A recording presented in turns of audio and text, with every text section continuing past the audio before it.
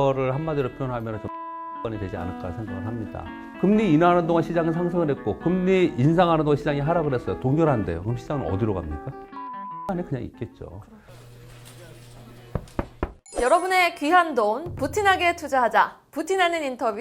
안녕하세요, 이혜수입니다. 자, 요즘 시장 어떻습니까? 이 테마주만 들썩이지 뚜렷한 주도주가 부재한 시장 아닙니까? 주도주만 따라가다간 그리고 테마주만 따라가단 큰 수익률을 챙기지 못한다라고 말씀하신 분이 있어서 오늘 이 시간 함께 이야기 나눠보려고 합니다. 지금처럼 박스권 장세에서는 특별히 돈을 버는 매매 기법이 있다라는 또 말씀을 해주신 분인데요. 자, 오늘 이 시간 돈을 부르는 남자, 여의도 최고의 트레이더, 그리고 증권계의 산 증인, 교보증권 박병창 이사님과 이야기 나눠보도록 하겠습니다.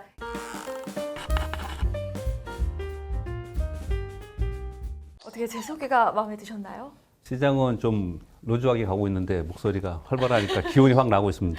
아유, 감사합니다.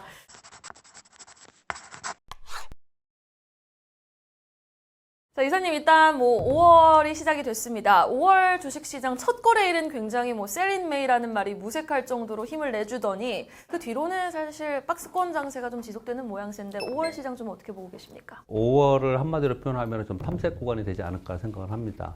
그러니까 세린메이 얘기를 계속 하고 있는데 사실 미국 시장에는 서머레이라는 표현도 있습니다. 사실 세린메이를 하면 서머레이는 없는 거죠.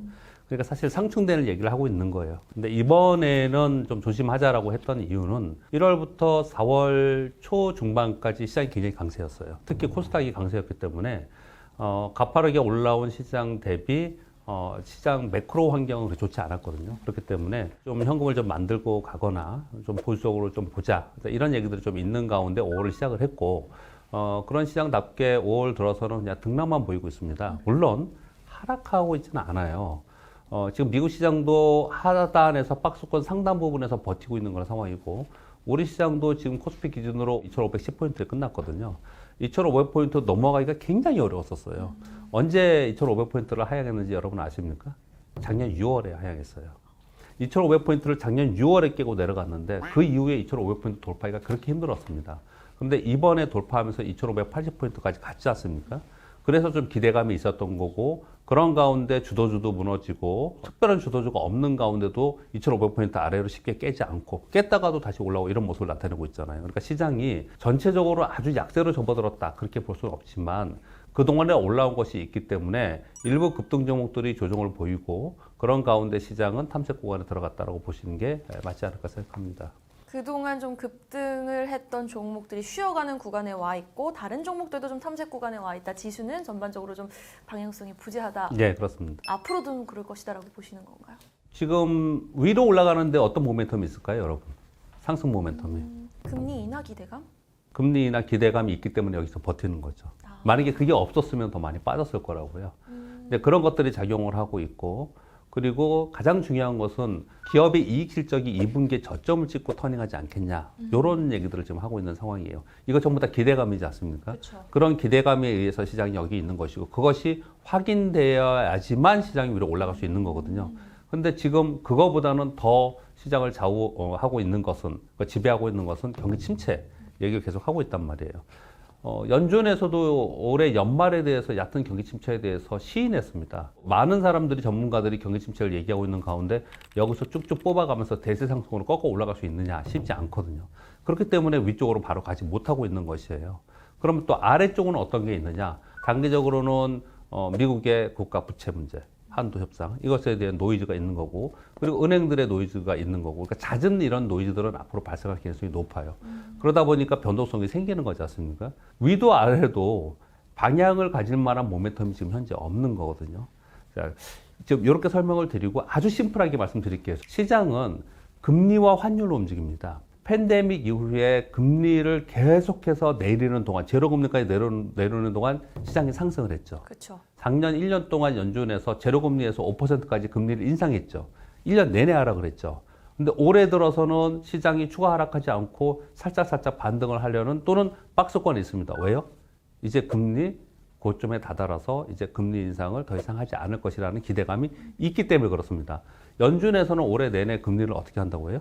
동결한다고 한다. 그러죠. 그러면 금리 인하하는 동안 시장은 상승을 했고 금리 인상하는 동안 시장이 하락을 했어요. 동결한대요. 그럼 시장은 어디로 갑니까? 박스권 안에 그냥 있겠죠. 그래서 시장은 박스권 안에 있으면서 종목 상세가 벌어지는 것을 반영을 한 것이고 그렇기 때문에 올해 연초에 1월부터 3월까지 우리나라 코스닥 시장이 이례적으로 급등하면서 34%나 올랐고 2차 전지와 더불어서 로봇, AI 여러 섹터들이 순환하면서 상승할 수 있었고 종목들이 강하게 움직일 수 있었던 기반이 시장이 여기서 추가적으로 급락하지 않기 때문에 종목 장세가 벌어졌다고 보시면 됩니다. 추가적으로 급락하지 않았기 때문에 종목 장세가 지금까지는 펼쳐졌다라고 예. 정리를 해주셨는데 사실 말씀하시면서 기대감이라는 단어를 또 언급을 해주셨는데 기대감 하면은 사실 반도체 업황 바닥 기대감이 전 딱 떠오르거든요.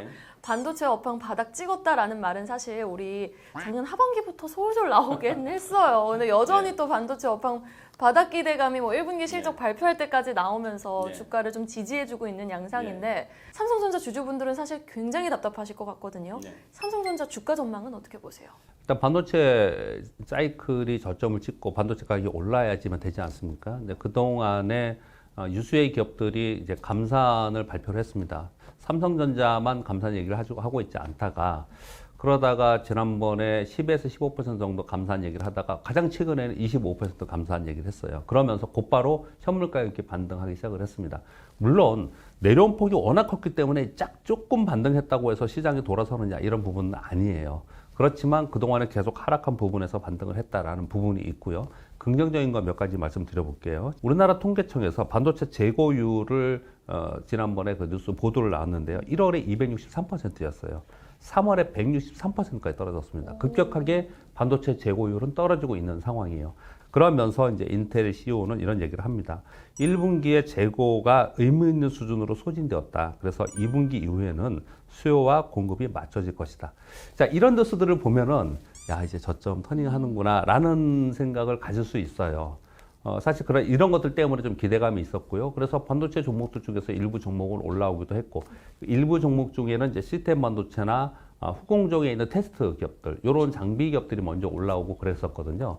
그런데 힘이 없습니다. 특히 삼성전자 그렇게 힘이 없어요. 그것은 또 반대급부의 악재들도 존재했습니다. 두 가지 말씀을 드리면요. 이제 첫 번째는 빅테크들이 지금 비용 감소를 하고 있어요. 그러면서 대표적으로 하는 게 뭐죠? 감원을 하고 있지 않습니까?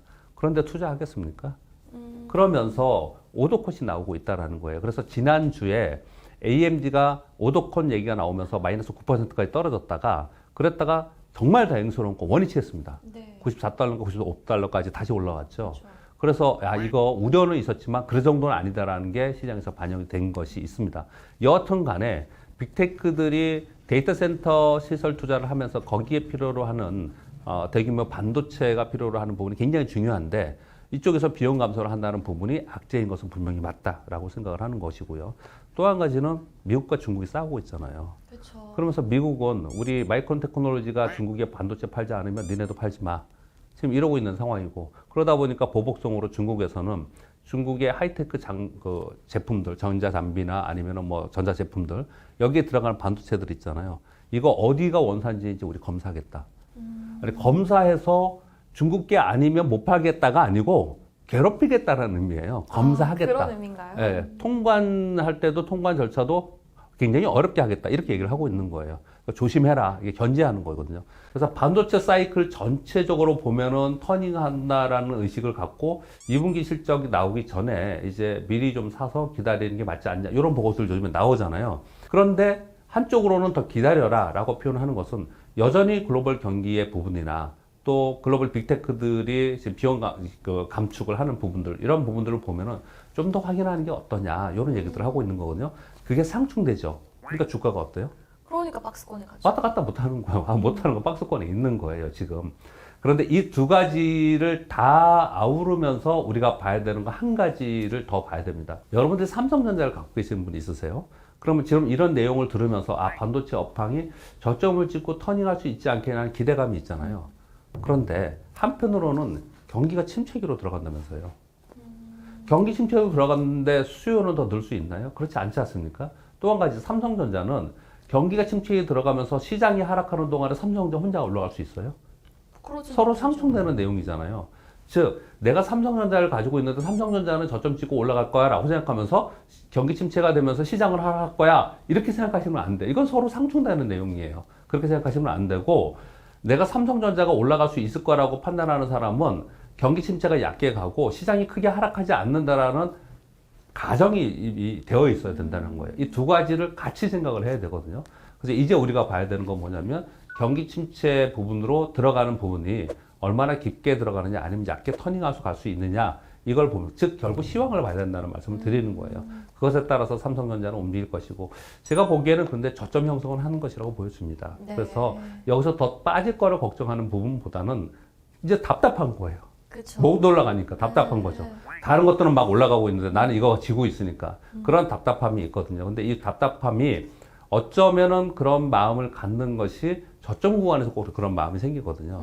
그런 부분들을 생각하면서 올 여름에 다른 거 해서 크게 수익 나는 그런 부분도 또 없어요. 그러니까 좀 더 지켜보시면서 상황 파악을 하는 게 어떤가 그렇게 결론 내리고 싶습니다. 네, 알겠습니다. 그리고 사실 지금 뭐 4월까지 국내 증시 상승을 견인해온 섹터는 아무래도 확실히 2차 전지 관련 종목들인 것 같습니다. 지금 현 시점에서는 좀 조정을 받고 있는데 이사님은 어떻게 보십니까? 2차 전지에 대해서 논란이 굉장히 많았지 않습니까? 굉장히 시끄러웠습니다. 근데 뭐 항상 제일 핫한 쪽에서 시끄러울 수밖에 없는 거고요. 논란의 핵심이 뭔지를 생각해 보자고요. 우리는 투자자이기 때문에 우리는 애널리스트나 이코노미스트가 아니에요. 우리는 논란의 핵심을 보고서 거기서 나는 어떤 판단을 할 거냐를 결정하면 될 거라고 생각을 하거든요. 근데 그렇게 많이 2차 전지가 올라오는 동안 고점에서 논란이 있었던 이유는 왜 그랬냐면 이거는 성장 산업이기 때문에 2년, 3년치를 땡겨서 주가에 반영하는 경우도 많이 있었어요. 그런데 애널리스트 입장에서는 12개월 포워드나 아니면 1년 사이에 이 주가를 봤을 때는 너무 많이 반영했다라는 거예요. 너무 성급하게 반영했다라는 거예요. 우리가 시장이라는 게 3년 후에 5년 후에 어떻게 될지 또 다른 변수가 있을 수 있다라는 거죠. 또 무한 긍정으로 보시는 분들 쪽에서는 그렇지 않다. 이거 확실한 성장 섹터가 아니냐. 이렇게 보면서 논란이 좀 있었습니다. 그런데 지금 한 20에서 30% 하락을 했잖아요. 주가가 떨어지면서 시가총액이 떨어지면 그 논란은 없어지겠죠. 그러니 주가가 올라가면 올라갈수록 그런 논란은 있을 수밖에 없는 거고 그건 선택의 상황입니다. 어떤 선택의 상황이냐면 우리 삼성전자 예를 들게요. 2021년 봄에 삼성전자가 고점을 찍었잖아요. 그러면서 내려오는 동안 모두 다들 어떻게 했냐면은 삼성전자를 사서 롱텀으로 그냥 장기 투자하면은 결국 수익 나. 그리고 나서 한 1년 반 지났죠. 지금 많은 분들이 어떻게 하고 있습니까? 많은 분들이 아무것도 못하고 계시죠. 근데 그때 롱텀으로 내가 3년, 5년 가지고 있을 거라고 생각했던 사람은 지금 1년 반, 2년도 안 지났어요. 지금 과정에 있는 겁니다. 지금 1년 반 지났는데 이게 20% 30% 빠졌다고 그걸 가지고 내가 투자를 잘못했어 라고 판단하는 사람이면 처음부터 그렇게 하지 말았어야 되는 거예요. 똑같이 지금 2차 전지 섹터가 성장 섹터이기 때문에 지금 사서 롱텀으로 5년, 10년 가져가면 결국은 엄청난 수익을 줄 거야. 주가는 엄청 올라갈 거라 생각하고 그걸 믿는 사람들은 주가 20% 빠진 거에 대해서 지금 연연해 할 필요 없이 들고 가면 되는 거예요. 근데 대부분의 사람들이 그렇게 하지 않는다는 거죠. 왜? 투자 전략을 내가 주식을 살 때 자신의 판단으로 하지 않기 때문에 그렇습니다. 자신이 선택하지 않았기 때문에 그랬고, 그리고 자신이 선택했을 때 투자 전략을 내가 이걸 단기로 할 거냐, 중기로 할 거냐, 장기로 가져갈 거냐를 판단하지 않고 했기 때문에 그러는 거거든요. 근데 그 부분이 굉장히 중요하다고 생각하는데 왜 삼성전자가 그렇게 얘기를 가지고 했느냐. 삼성전자도 똑같은 그 심정으로 그 시기에 그랬단 말이에요. 지금 2차 전지를 가지고 그렇게 얘기를 하는 분들도 상당히 많고 또 물론 다른 섹터에서도 그렇게 얘기하시는 분들이 굉장히 많습니다. 그러나 지금 말씀드리는 거는 투자 전략과 투자 마인드를 얘기를 하는 겁니다. 그건 굉장히 중요하다고 생각을 하거든요. 그러니까 지금 2차 전지가 빠졌어요. 그러면 빠지는데 되고 내가 분할 매수해가지고 들고 가겠다. 내가 들고 가겠다 생각하면은 만약에 주식을 사서 2차 전지가 뭐 한 1년간 조정을 보여서 내가 조정 보여서 한 15% 20% 손실 났다. 그래도 나는 가져갈 수 있다라면은 지금 가격 빠진 데에서 뭐가 걱정입니까? 더 싸게 살 수 있는 것이잖아요. 그런데 그렇지 않은 분들은 분명히 이거는 매매 신호나 그리고 지금의 상황에서 내가 매수 타이밍이 될 수 있느냐 이런 부분들을 관리해 가면서 가져가야 된다고 생각하는 거거든요. 그러나 저는 2차 전지는 꾸준히 계속해서 성장 섹터이니까 계속 매매해야 되고 거래해야 된다고 생각을 합니다. 근데 그것을 내가 어떤 투자 전략으로 가져가는 것이 관건이다. 그렇게 좀 말씀드리고 싶습니다.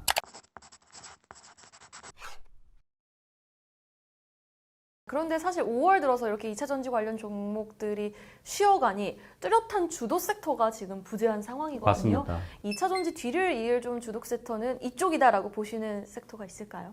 섹터하고 테마하고만 잠깐 설명을 드리겠습니다. 테마는 시가총액 자체가 그렇게 높지 않아서 시장을 끌고 가지 못하는 거 있죠.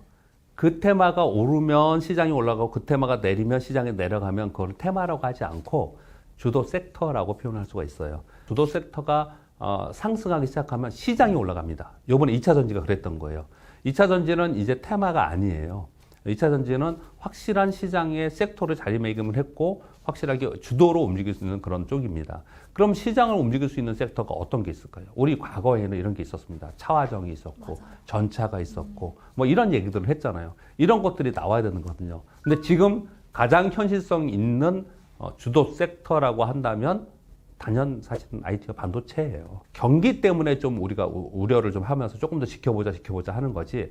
사실은 터닝한다면 주도로 나온다면은 거기서 나올 가능성이 상당히 높다고 생각하고요. 또 하나는 자동차죠. 그래서 현기차가 지금 주가가 고점부터는 떨어져 있지만 꽤 많이 좋아지고 있는 거고 오늘 발표에서 현대차가 29년 만인가 19년 만에 국내 최대 공장 지금 전기차 공장 짓는다고 오늘 발표가 지금 나오고 있잖아요. 그래서 결국은 자동차 쪽이 같이 움직이기 시작하면 자동차도 역시 시장을 끌어올릴 수 있거든요. 그렇다면 예전처럼 전차가 될 개연성이 상당히 있다라고 생각을 좀 합니다. 주도 섹터가 생기면 아까 어떻게 된다고요? 시장이 오릅니다. 근데 시장이 못 오른다고 생각하시는 분들이 굉장히 많잖아요. 그런 분들은 시장에 좀 피해 있어야 되거든요. 그런데 주식 투자는 하고 싶어. 그럼 뭘 해야 될까요? 테마를 해야 되는 거죠. 테마를 해야 되는데 어떤 게 테마를 이룰 수 있느냐. 연초에 있었던 시스템 반도체 쪽이 좀 있었고요. 그리고 로봇 테마가 있었고 AI 테마가 있었습니다. 네. 그리고 또 하나가 뭐가 있냐면 전장이 있습니다. 전장 부품, 자동차 부품. 일단 로봇 쪽은요. 5월, 6월에 가능성이 있는 게 지난번에 그 로봇 관련돼 가지고 지능형 로봇 개발 및 보급 촉진법이라는 게 통과가 됐어요. 근데 그거는 환경만 조성하는 거지 실제로 어떤 지원하는 그런 법은 아니었거든요. 그래서 여기에 통과가 되면서 정부에서 요번에 첨단 로봇 산업 전략인 게 발표가 곧 나올 겁니다. 그러면 직접적으로 세제 지원이 나오면서 그렇게 아마 할 것이라고 지금 판단을 하고 있고요. 그리고 현대차와 삼성전자와 LG전자에서 지금 로봇 사업을 뭐 새로운 신수적 먹거리라고 하면서 얘기를 하잖아요. 이들은 다시 한번 부각이 될 가능성이 상당히 높습니다. 그럴 수밖에 없어요. 왜냐하면 공장 자동화하고 로봇이 일자리를 대체하는 것은 이것도 신주류지 않습니까? 성장의 주류이기 때문에 그럴 수밖에 없습니다. 그래서 요거는 테마로 이룰 가능성이 상당히 있다고 생각을 하고 있고요. 또 한 가지는 엔터는 사실 테마는 아니고 섹터를 자리매김을 했어요. 엔터도 우리나라에서는 상당히 기여도가 높습니다. 우리나라 2022년 작년 컨텐츠의 수출 금액이 130억 달러라고 해요. 그런데 이게 어느 정도 감이 안 잡혀서 제가 말씀을 드려볼게요. 2022년 가전 수출 금액이 80억 달러예요. 와, 거의 뭐 가전이 9배까지는 80억 아니지만은 네. 뭐 3분의 1 더 많이. 그렇죠. 전기차가 98억 달러. 그러면 이 컨텐츠 수출금이 어마어마하다는 걸 알 수가 있겠죠. 이러면서 지금 여러분들이 알고 계시는 엔터의 3사의 시가총액이 엄청 높아졌어요. 그래서 얘들이 시장을 움직일 수 있습니다. 그래서 이쪽도 확실하게 자리매김이 되었다라는 것도 하나 더 말씀드리고요. 마지막 하나 더 말씀드릴게요. 기계 섹터가 있습니다. 기계 섹터 중에서 대표 종목이 어떤 거냐면 두산 밥캣, 네. 그리고 두산 인프라코어가 인수됐죠. 현대로 인수됐죠. 현대 HD 인프라코어, 그리고 현대 건설기계 이런 거 종목 있잖아요. 얘들 종목 여러분 지금 52주 신고가입니다. 실적이 어마어마하게 잘 나왔습니다. 왜 잘 나왔냐? 북미에서 계속해서 고성장을 했어요. 그쪽에서 계속 수주가 있었던 거거든요. 그런데 신고가 내에서 요즘 또 조정을 보이고 있습니다. 그런데 이들은 왜 앞으로 향후 가능성이 있냐면 세 가지의 모멘텀이 더 있어요. 한 가지가 뭐냐면 오일머니, 중동 네옴시티 얘기를 하잖아요. 네네. 예, 여기는 건설기계, 공작기가 들어갈 수밖에 없습니다. 또 하나는 유럽이 있습니다. 유럽은 뭘까요? 잘 아실 것 같은데. 유럽 이제 예, 우크라이나 러시아 전쟁 재건할 때. 예, 재건 사업 하고 있잖아요. 지금 전쟁을 하고 있지만 재건 논의를 계속 하고 있는 상황이에요. 이 얘기가 딱 나오면은 이 건설기계들 다 뜹니다. 그때 실제로 그때도 그랬습니다. 예, 이 얘기들이 좀 하나 있고 또 하나는 중국의 모멘텀이 있죠. 중국이 예상보다 리오프닝 하면서 경기가 이렇게 빨리 좋아지지 않고 있어요. 그래서 시진핑이 주재해가지고 이거 너무 더디다. 그래서 경제 회복을 위한 정책을 적극적으로 지원해라. 이렇게 회의가 있었거든요. 그래서 요즘에 상하이 지수가 어떻게 됐습니까? 지금 거의 네 맞아요. 엄청 잘 올라갔어요. 올해 연고점 돌파했고요. 작년 고점을 향해서 가고 있습니다. 이거 돌파하고 나서 그렇게 되고 있거든요. 이것도 하나의 모멘텀이 될 수 있어요. 그래서 건설 기계 쪽도 우리가 종목을 좀 골라놓을 필요가 있다. 사실은 너무 많이 그렇게 생각할 필요는 없어요. 2차 전지에 한두 개, 반도체에 한두 개, 보세요. 전장에 한두 개, 기계에 한두 개, 로봇 벌써 10개지 않습니까? 네. 우리가 종목을 수십 개의 종목을 가지고 어마어마한 돈을 가지고 운영하는 게 아니고요. 종목을 한 뭐 10개 정도, 15개 정도 바스켓으로 내가 관련 종목을 넣어놓잖아요. 그러면 웬만하면 6개월에서 1년 동안은 그거 가지고 계속 매매를 해도 사실은 괜찮아요. 뭐 새로운 걸 계속 찾을 필요는 없거든요. 그렇게 구분해 놓으면 좋지 않을까 생각을 합니다. 2차 전지 뒤를 이을 이제 섹터와 테마를 나눠보자면은 테마 쪽에서는 로봇과 AI 그리고 섹터 쪽에서는 실적이 찍히고 있는 엔터와 기계 쪽에 한번 주목을 해보자라고 말씀을 해주셨는데 그 안에서 종목을 선별하실 때 이사님만의 기준이 있을까요? 하루에 30%씩 상한가 왔다 갔다 하고 이런 난리치는 시장에서 6% 벌겠다고 주식 투자를 한다. 그러면 그분들은 주식 투자 하지 말아야 돼요. 시장 자체가 그런 시장이 아니에요. 주식시장은 고위험의 시장입니다. 그걸 인식하고 거기에 맞게 거래를 해야 된다라는 걸 말씀을 좀 드리겠고요. 그런 의미에서 종목을 찾는다면 항상